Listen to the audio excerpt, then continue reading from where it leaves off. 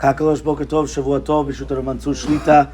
If you remember on Erev Shabbat, we spoke about the importance of when you come home, that you're going to kiss the hands of your parents on the night of Shabbat, and after you kiss their hands, they're going to come and they're going to bless you, and you're allowed to actually put both hands on your head in order to kiss you. They do not have to be machmir of only putting one hand.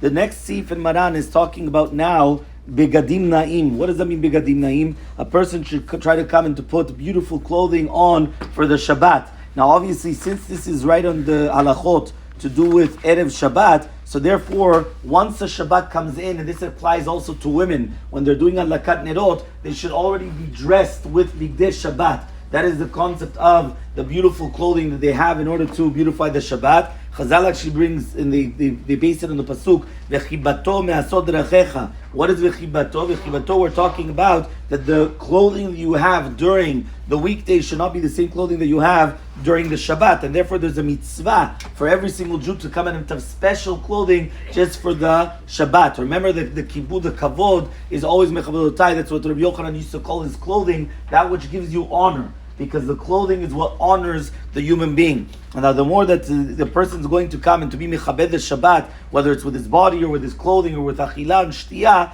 right, with through food and drink, it's going to be more praiseworthy. Now this is a mitzvah midrabbanan, even though a lot of poskim hold that this is actually part of kavod Shabbat, which is a mitzvah min Torah. Now there's other Rishonim that also brought down another reason, that when a person comes and he's going to wear beautiful clothing for Shabbat, he's going to remember that it's Shabbat, and he'll be careful for melacha, which means it's not only just stam that you're coming and you're beautifying the Shabbat.